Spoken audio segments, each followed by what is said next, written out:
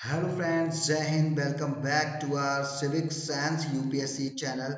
और आज के इस वीडियो में हम कवर करने वाले हैं मेकिंग ऑफ द कॉन्स्टिट्यूशन। देखिए, जीरो टू हीरो सीरीज यहाँ पर चल रही है एम लक्ष्मीकांत की। ठीक है, फॉर यूपीएससी एंड सिविल, जो स्टेट की सिविल सर्विसेज होती हैं, स्टेट पीसीएस वगैरह, इनके लिए और प्लस जितने भी एग्जाम्स होते हैं उनमें कहीं ना कहीं आपकी पॉलिटी बहुत इंपॉर्टेंट होती है। और लास्ट के वीडियोस में देखिए हम कवर पूरा कर चुके हैं चैप्टर 1 को, जिसके अंदर सारे एक्ट आते थे 70-73 के रेगुलेटिंग एक्ट से लेके 1947 का इंडियन इंडिपेंडेंस एक्ट यानी कि भारतीय स्वतंत्रता अधिनियम। हालांकि जो लास्ट वीडियो हमने बनाया था वो बनाया था 1935 का गवर्नमेंट ऑफ इंडिया एक्ट। उसके बाद जो एक्ट आता है वो होता है 1947 का इंडियन इंडिपेंडेंस एक्ट। लेकिन इसके ऊपर हमने वीडियो नहीं बनाया। क्यों नहीं बनाया? आपके संग कोई चीटिंग हुई है? बिल्कुल नहीं हुई है। बहुत ही सिंपल एक्ट है और आप, मैं उम्मीद करता हूं कि अपनी बुक से पढ़कर इसे आसानी से समझ सकते हैं। तो आज की इस जर्नी को हम शुरू कर रहे हैं भारत के संविधान के निर्माण से लेके। ठीक है, अब हमारी जर्नी बहुत इंटरेस्टिंग होने वाली है। तो आप लोग अपनी कुर्सी की पेटी को बांध लीजिए, आराम से पढ़ेंगे बिल्कुल एकदम तरीके से। और क्वेश्चंस इस पर भी आते हैं, पूरा पॉलिटी इंपॉर्टेंट है और सब कुछ हमें पढ़ना है, कोई भी चीज़ें मिस नहीं करनी है। ठीक है, तो हम शुरू करेंगे making of the constitution chapter number 2 of M Lakshmikanth. Okay, तो सबसे पहले हम जानेंगे बहुत ही बेसिक से कि हमें कॉन्स्टिट्यूशन की ज़रूरत पड़ी क्यों, और बार बार हम क्यों कह रहे हैं कि भाई हमें कॉन्स्टिट्यूशन चाहिए, हमें कॉन्स्टिट्यूशन चाहिए, या फिर हमें कॉन्स्टिट्यूशन चाहिए, हम क्यों ये क्लेम कर रहे हैं। ठीक है, तो बहुत ही बेसिक से एक बार हम शुरू करेंगे। देखिए, यहाँ पर मैं लिख देता हूँ एक बार। ये है आपका संविधान यानी कि कॉन्स्टिट्यूशन। ठीक है, तो ये होता क्या है सबसे पहले तो, और हमें इसकी जरूरत क्यों पड़ी? ये दो मेन क्वेश्चंस हैं जो आपके माइंड में उठने चाहिए। पहला क्वेश्चन बहुत सिंपल है कि संविधान, पहली बात तो ये बता दीजिए कि होता क्या है। दूसरी बात ये कि हम सब कह रहे हैं कि भाई हमें अपना स्वयं का संविधान चाहिए, तो हम संविधान हमें चाहिए क्यों? ठीक है, तो इसको बहुत ही सिंपल एग्जाम से समझते हैं एक बार। देखिए, बचपन में आप लोगों ने गेम्स वगैरह खेले होंगे, स्ट्रीट गेम्स वगैरह जो अपन सब खेलते थे बचपन में। ठीक है, किसी ने क्रिकेट खेला होगा, किसी ने गिल्ली डंडा खेला होगा, किसी ने कुछ और खेला होगा। लेकिन उन सब गेम्स में एक चीज कॉमन होती थी। क्या वो कॉमन? ये होती थी कि भाई जो ज्यादा पावरफुल होता था उस गेम के रूल्स उसके अकॉर्डिंग ही चलते थे। फॉर एग्जाम्पल कि मान लीजिए आप बैट ले आए। ठीक है, अब आपके पास बैट है, तो आप क्या करोगे? वहां पे दादागिरी करोगे कि भाई पहले कौन खेलेगा? पहले मैं खेलूंगा। उसके बाद अगर नाली में बॉल चली गई तो कौन उठा के लाएगा? मैं तो नहीं लाऊंगा, क्योंकि मेरे पास बैट है और अगर मैं लाया तो मैं सीधा घर निकल लूंगा, फिर तुम सबकी बैटिंग नहीं आएगी। ठीक है, इस तरीके से अपने अपने अपने रूल्स यहाँ पर चल रहे थे। ठीक है, चलते हैं। लेकिन अब जब आप इंटरनेशनल क्रिकेट देखते हैं तो क्या वहां पर ऐसे रूल्स अप्लाई होते हैं? वहां पर ऐसे रूल्स अप्लाई नहीं होते। क्यों? क्योंकि वहां पर सिर्फ एक ही रूल अप्लाई होता है, वो होता है इंटरनेशनल क्रिकेट बोर्ड का। ठीक है ना? तो ऐसे ही संविधान क्या है कि सबसे पहले संविधान दो शब्दों से मिलकर बना है। एक तो है सम और दूसरा है विधान। सम का मतलब यहाँ पर क्या होता है? सम का यहाँ पर मतलब है इक्वल, और विधान का मतलब है लॉ। यानी कि ऐसा कोई कानून जो पूरे एरिया में एक जैसा हो, कश्मीर से लेके कन्याकुमारी तक और कच्छ से लेके गुजरात के अरुणाचल प्रदेश तक, हर जगह एक जैसा ही हो। ऐसा नहीं हो कि कश्मीर में अलग कानून चल रहा है, राजस्थान गुजरात में अलग कानून चल रहा है, साउथ की साइड पेनिनसुलर इंडिया में अलग कानून चल रहा है और ईस्ट इंडिया में अलग कानून चल रहा है। ऐसा तो नहीं चल सकता था। तो अब क्या किया जाए? तो उन इन सबको, क्योंकि देखिए भारत का क्षेत्रफल कितना है? 32,87,263 स्क्वायर किलोमीटर के क्षेत्र को कंट्रोल करने के लिए एक कानून की जरूरत तो पड़ेगी, नहीं तो क्या हो जाएंगे? डिस्प्यूटेड हो जाएंगे। कोई कहेगा भाई हमें, हमारे साथ डिस्क्रिमिनेशन हो रहा है, कोई कहेगा हमारे साथ डिस्क्रिमिनेशन हो रहा है। तो इस तरीके से, तो इसलिए हमें संविधान की जरूरत यहाँ पे पड़ी। इसलिए हम सब कह रहे हैं कि भाई हमें यहाँ पर क्या चाहिए? हमें यहाँ पर संविधान चाहिए, ताकि पूरे देश को हम एक सूत्र में बांध सकें और जो इस भारत है उसको अखंड रख सकें, उसको संप्रभु रख सकें।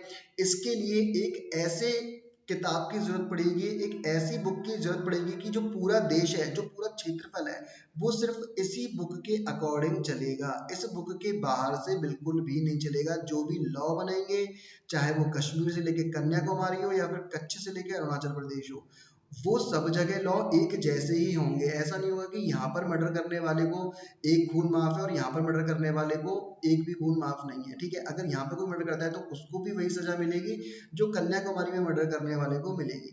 आई होप आपको ये चीज समझ में आ गई होगी कि संविधान कहते किसको है और हमें संविधान की जरूरत क्यों पड़ी। ठीक है, अब अपन समझते हैं कि संविधान कैसे बनाया गया। देखिए, संविधान ऑब्वियस सी बात है कि संविधान बनाने के लिए एक सभा की जरूरत पड़ेगी। कौन बनाएगा संविधान? कोई अकेला व्यक्ति बनाएगा या फिर बहुत सारे लोग मिलके बनाएंगे या फिर कैसे बनेगा संविधान? ठीक है, तो इस चीज को अपन समझते हैं। ठीक है, देखिए, जब भी संविधान बनेगा तो ऑब्वियस सी बात है कि प्रॉब्लम ये है कि भाई कोई एक व्यक्ति बनाएगा या मल्टीपल लोग बनाएंगे। अब अगर कोई एक व्यक्ति बना देगा तो वो अपने अकॉर्डिंग चीजें डाल देगा, और पहली बात, और दूसरी बात कि उसके अकॉर्डिंग हो सकता है जो चीज सही हो वो औरों के अकॉर्डिंग नहीं हो।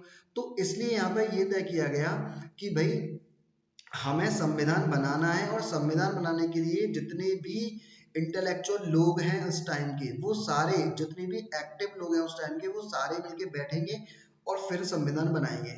अब ये संविधान की बात थी, वो उठती कहाँ से है? देखिए, 1920 में ना इंडिया के अंदर एक पार्टी हुआ करती थी जिसका नाम था कम्युनिस्ट पार्टी ऑफ इंडिया। ठीक है, उस पार्टी के एक लीडर थे जिनका नाम था एम एन रॉय। तो 1934 में एम एन रॉय साहब ने फर्स्ट टाइम कहा था कि भाई हमें एक संविधान सभा की जरूरत पड़ेगी, यानी कि हमें एक कॉन्स्टिट्यूशन असेंबली यहाँ पर बना लेनी चाहिए। उसके बाद जो भारत के अंदर उस टाइम पे सबसे बड़ी पार्टी थी, उसका इंडियन नेशनल कांग्रेस। ठीक है, इंडियन नेशनल कांग्रेस। अब इंडियन नेशनल कांग्रेस ने ये वाली बात सुनी कि एम एन रॉय साहब क्या कह रहे हैं कि भाई एक कॉन्स्टिट्यूशन असेंबली चाहिए। तो उन्होंने सोचा कि यार हम क्यों पीछे हैं, हम भी ये बात कहते हैं, आखिर में हम सबसे बड़ी पार्टी है। तो 1935 में इंडियन नेशनल कांग्रेस ने ऑफिशियली डिक्लेयर कर दिया कि नहीं भाई, हमें भी कॉन्स्टिट्यूटेंट असेंबली की जरूरत है, यानी कि हमें भी संविधान सभा की जरूरत है। अब इसके आगे बढ़कर 1938 में जो भारत के फर्स्ट प्राइम मिनिस्टर रहे थे पंडित जवाहरलाल नेहरू, उन्होंने कहा कि भाई हमें एक ऐसी संविधान सभा बनानी है जिसमें बाहरी हस्तक्षेप नहीं हो, जिसमें किसी भी आउटसाइड इंटरफेरेंस हमें नहीं चाहिए, क्योंकि हम अपना संविधान बना रहे हैं और अपना संविधान बनाने के लिए हम हमारे लोगों से ही मशवरा करेंगे, ना कि बाहर के लोगों से। ठीक है, तो उस टाइम की जो ब्रिटिश पार्लियामेंट थी, ब्रिटिश गवर्नमेंट थी, उसने इस डिमांड को क्या कर लिया, एक्सेप्ट कर लिया। ठीक है, क्यों एक्सेप्ट कर लिया? इतने सीधे थे क्या ये लोग कि इन्होंने एक्सेप्ट कर लिया ऐसे कि अच्छा तुम डिमांड कर रहे हो तो ठीक है हम एक्सेप्ट कर लेते हैं? ऐसा नहीं था। देखिए, उस टाइम पे वर्ल्ड वॉर चल रहा है सेकेंड, और वर्ल्ड वॉर सेकेंड में क्या जरूरत है, भारतीयों की जरूरत है। तो उस टाइम के जो क्या कहते हैं वायसराय ऑफ इंडिया थे, उन्होंने भारतीयों को बोला कि आप हमारी मदद करो। अब भारतीयों ने कहा कि भाई हम तो आप लोगों की मदद नहीं करेंगे। ठीक है, तो उनकी नहीं, प्लीज हमारी मदद कर दो, तो ये बदले में हमें क्या मिलेगा? तो उन्होंने कहा बदले में हम तुम्हारे लिए कॉन्स्टिट्यूशन असेंबली बना देंगे, साथ के साथ तुम्हारा कॉन्स्टिट्यूशन भी हम बना देंगे। ठीक है, तो ये जो डिमांड थी कॉन्स्टिट्यूशन असेंबली की, इसको उन्होंने एक्सेप्ट कर लिया, जिसको अगस्त ऑफर कहा जाता है। अब एक बार ये अगस्त ऑफर क्या है ये भी समझ जाते तो और ज्यादा चीजें क्या हो जाती, खुल जाती, माइंड में लिंक एकदम बैठ जाता। ठीक है, तो अगस्त ऑफर क्या होता है कि 1939 में क्या होता है कि सबसे पहली चीज तो इसको अगस्त ऑफर ही क्यों कहा जाता है? देखिए, इसको जो अडॉप्ट किया गया था वो 8 अगस्त 1940 को अडॉप्ट ये किया गया था, इसलिए इसका नाम अगस्त प्रस्ताव रखा गया। ठीक है, तो उस टाइम के जो वायसराय थे लॉर्ड लिलिथ, उन्होंने इंडियन सपोर्ट को पाने के लिए भारतीयों की कुछ मांगे एक्सेप्ट करी थी। क्या मांगे थी कि भाई ठीक है हम तुम्हारी कॉन्स्टिट्यूशन असेंबली बनवा देंगे, साथ ही साथ तुम्हारा जो संविधान है उसका निर्माण भी करवाने में हम सहायता कर देंगे, क्योंकि इन लोगों को पता था कि भाई अब इंडिया के पास कुछ ज्यादा बचा नहीं है राज करने को। साथ ही साथ हमारी जो हालत है, यानी कि जो ब्रिटिशर्स की हालत है, वो भी बहुत ही ज्यादा खराब हो गई थी। पहले वर्ल्ड वॉर फर्स्ट, उसके बाद वर्ल्ड वॉर सेकेंड, तो अब इनके बस की नहीं रही थी। इन्होंने कहा कि ठीक है भाई तुम जानो, अब तुम्हारा काम जाना है, तुम्हें संविधान सभा बनवानी है, संविधान सभा बनवा लो, तुम्हें संविधान बनवाना है, तुम संविधान बनवा लो। ठीक है। तो उन्होंने एक कैबिनेट मिशन को भेजा था यहाँ पर, ठीक है। उस कैबिनेट मिशन के एक मेंबर थे जिनका नाम था स्टेफोर्ड क्रिप्स, ठीक। इनकी नेतृत्व शक्ति में, इनकी लीडरशिप में एक इंडिपेंडेंट कॉन्स्टिट्यूशन असेंबली को यहाँ पे फॉर्म किया गया, ठीक है। यहाँ पे बताया गया कि भाई ठीक है, वर्ल्ड वॉर सेकंड के बाद हम क्या करेंगे, इंडिपेंडेंट कॉन्स्टिट्यूशन असेंबली तो हमारी बनवा देंगे। तो फर्स्ट टाइम जो हमारी कॉन्स्टिट्यूशन असेंबली बन के आई 1900 नवंबर 1946 में, ठीक है। नवंबर 1946 में फर्स्ट टाइम हमारी संविधान सभा कॉन्स्टिट्यूशन असेंबली फ्रेम हुई थी, ठीक है। अब इसको और ज़्यादा अच्छे समझते हैं। मान लीजिए कि ये एक लिमिट है, ये एक दीवार है, एक कमरा है। अब इस कमरे को हमने नाम दे लिया कॉन्स्टिट्यूशनल असेंबली। असेंबली मतलब संविधान सभा। अब सभा के अंदर लोग भी बैठेंगे, भाई सभा के अंदर ऐसा थोड़ी खाली रहेगा रूम। लेकिन अब प्रॉब्लम ये आएगी कि कितने लोग बैठेंगे, कहाँ कहाँ से लोग बैठेंगे, कौन कौन बैठेंगे, ठीक है। तो इसलिए अब इसके संविधान सभा के फीचर्स क्या थे, देखिए अब पता चली कि भाई ठीक है, कॉन्स्टिट्यूशन असेंबली आपने बनवा दी, ये रही कॉन्स्टिट्यूशन असेंबली, ठीक है। अब इसके अंदर घुसेगा कौन, इसका गेट बना देते हैं लोग, ठीक है। ये रहा इसका गेट। अब इसके अंदर एंट्री कौन करेगा, तो उन्होंने कहा कि भाई एक काम करो, इसके अंदर हर 10 लाख पे एक रिप्रेजेंटेटिव यहाँ पर हम रख देते हैं, यानी हर 10 लाख लोगों को एक जना क्या करेगा, रिप्रेजेंट करेगा, ठीक है, रिप्रेजेंटेटिव होगा उसका। तो ऐसे करके टोटल यहाँ पर कितनी सीट निकली, 389 सीट यहाँ पर निकली। अब हमें ये तो पता चल गया कि 389 लोग इस असेंबली के अंदर बैठ सकते हैं, यानी हमें 389 चेयर्स यहाँ पर लगानी है, ठीक है। लेकिन ठीक है, बैठ सकती हो, यहाँ तक बात हो गई सॉल्व। लेकिन अब बैठेगा कौन कौन, कैसे बैठाया जाएगा, तो देखिए 389 में से 296 जो सीटें थी वो किसको अलॉटेड थी, ब्रिटिश इंडिया को। और जो 93 सीट्स थी वो थी प्रिंसली स्टेट को, ठीक है। ऐसे करके इनका सेग्रीगेशन किया गया, ठीक है। अब जो 296 सीटें थी उनमें से 292 जो मेंबर थे उनको 11 जो गवर्नेंस थे, जो 11 गवर्नेंस आई थी लास्ट एक्ट में, ठीक है, उनमें से चूज किया गया। बाकी की जो 4 सीटें थी उनको जो चीफ कमिश्नरी थी, कौन कौन सी चीफ कमिश्नरी थी, ए बी सी डी, ठीक है। अजमेर, बलूचिस्तान, कुर्ग और दिल्ली, ठीक है। ये चार क्या थी, चीफ कमिश्नरी थी। इनसे 4 बंदे लाए गए, ठीक है। बाकी की और सीटें कैसे अलॉटेड की गई, भाई सीटें अलॉटेड की गई कम्युनिटीज के हिसाब से। 3 कम्युनिटीज यहाँ पर बनाई गई, कौन कौन सी, एक तो मुस्लिम, एक सिख और जनरल। जनरल में कौन कौन आते थे, मुस्लिम और सिख को छोड़कर बाकी सब जनरल में आते थे। अब मुस्लिम का अलग रिप्रेजेंटेशन होगा, सिख का अलग रिप्रेजेंटेशन होगा और जनरल होगा, उनका रिप्रेजेंटेशन अलग होगा, ठीक है।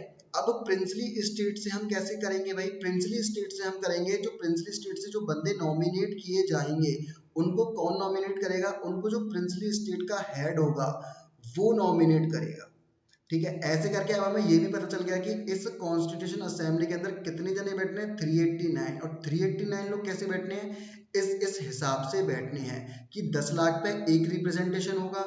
टोटल 389 में से 296 जो सीटें होंगी वो ब्रिटिश इंडिया की होंगी, बाकी की 93 सीटें होंगी वो प्रिंसली स्टेट की होंगी।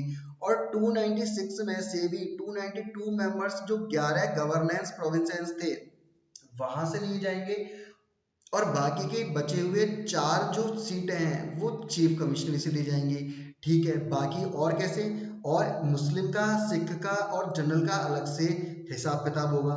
साथ के साथ जो प्रिंसली स्टेट हैं वैसे उनके हेड चुनेंगे कि भाई इन लोगों को हमें कॉन्स्टिट्यूशन असेंबली में बिठाना है, तो वो लोग आके यहाँ पे करेंगे पार्टिसिपेंट, ठीक है।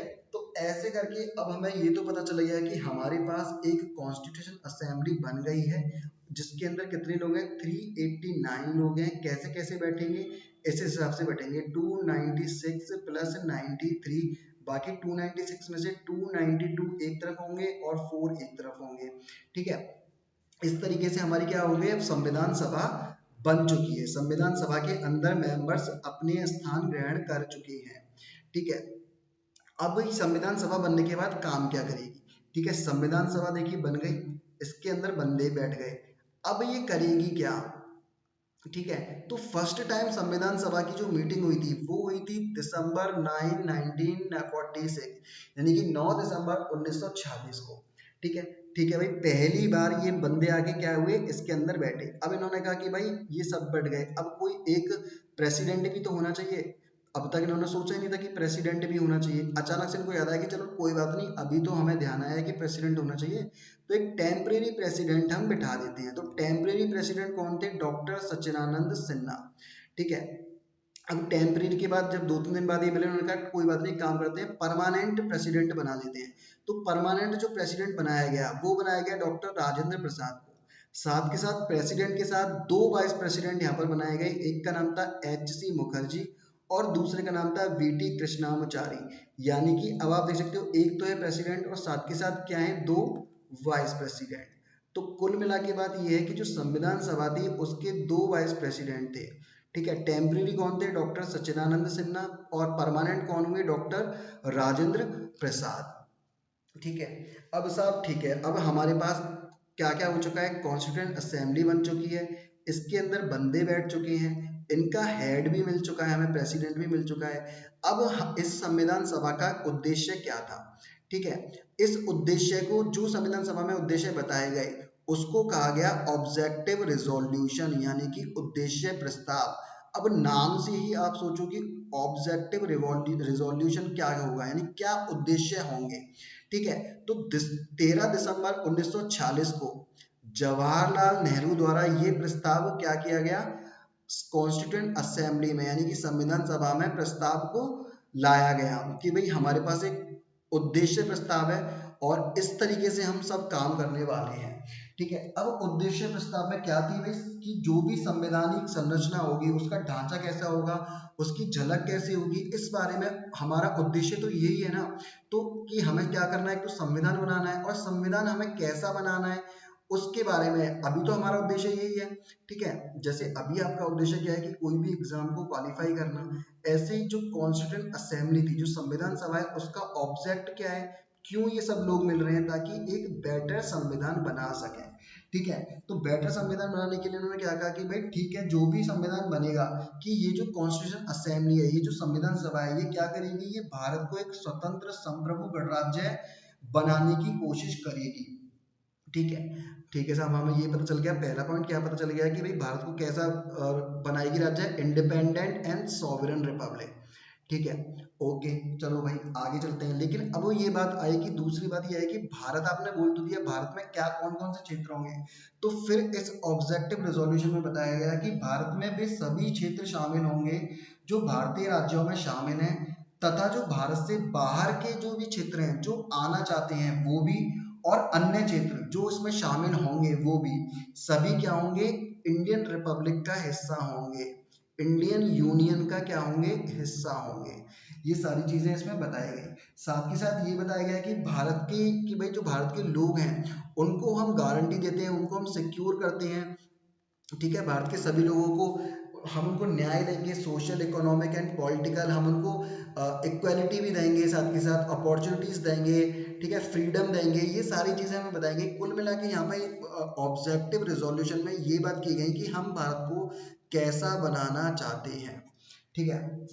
और इसमें ये भी बताया गया कि भाई भारत की जो भी प्राचीन विश्व भूमि है हमारी, हम इसको बहुत अच्छा बनाएंगे आगे चल के, है ना, और बढ़ के आगे हम एक बहुत अच्छी सेफ पावर बनाएंगे। ठीक है। ये सारे जो प्रस्ताव थे वो ऑब्जेक्टिव रिजोल्यूशन में यहाँ पर पारित किए गए थे। ठीक है। अब इसके आगे की वीडियो हम नेक्स्ट पार्ट में डालेंगे, क्योंकि है ना, यहाँ पर ऑब्जेक्टिव रिजोल्यूशन आपका क्या हो जाता है, कंप्लीट हो जाता है। ठीक है। ऑब्जेक्टिव रिजोल्यूशन में अगर कोई भी क्वेश्चन आता है तो बस आपको एक की यहाँ पर ये पकड़नी है कि ऑब्जेक्टिव रिजोल्यूशन का मतलब है कि भारत को कैसा बनाना है, इसका ऑब्जेक्ट है, इसका एक उद्देश्य है, किसके पास, कॉन्स्टिट्यूएंट असेंबली के पास। अब कॉन्स्टिट्यूएंट असेंबली के पास क्या क्या उद्देश्य हो सकते हैं, कि भारत के लोगों को समान अधिकार देना है, न्याय देना है, भारत को एक अच्छा कंट्री बनाना है। ठीक है। भारत की जो भी प्रतिष्ठा रही है पहले, उसको बरकरार रखना है। ठीक है। भारत की जितनी भी क्षेत्र हैं उनको सुरक्षा प्रदान करवानी है, अल्पसंख्यक हैं, पिछड़े वर्ग हैं, उन सभी को पर्याप्त सुरक्षा देनी है, और जो भी रिपब्लिक, जो भी यूनियन है उस उसके अंदर जो भी फेटर्निटी वगैरह सारी जितनी भी चीजें हैं, बंधुत्व, भाईचारा, इन सबको क्या करना है, बढ़ावा देना है। तो अब अगर क्वेश्चन आता है तो बस आप इतना सा भी अगर की पॉइंट पकड़ के चल लेंगे कि भाई ऑब्जेक्टिव रेजोल्यूशन के क्या क्या प्रस्ताव थे, तो आप उस क्वेश्चन के आंसर तक पहुंच जाएंगे। ठीक है, अब इसका जो नेक्स्ट पार्ट है वो हम नेक्स्ट वीडियो में करेंगे। तो अब हम ऐसे वीडियो को बीच में तोड़ क्यों रहे हैं भाई, हमें पूरा कर लेना चाहिए, ताकि देखो हमने क्या कहा, बिल्कुल एकदम जीरो टू हीरो सीरीज है। ठीक है, अब अगर आप धीरे धीरे पढ़ेंगे ना तो आपको चीजें बहुत अच्छे से समझ में आएंगी। इसलिए इस चैप्टर को दो पार्ट्स में डिवाइड कर दिया है। पार्ट फर्स्ट ये हो गया और पार्ट सेकंड नेक्स्ट वीडियो के रूप में आएगा। तब तक आप इस चैनल को सब्सक्राइब कर लीजिए और लाइक जरूर करिए। ठीक है, मिलते हैं नेक्स्ट एपिसोड में। जय हिंद, जय भारत।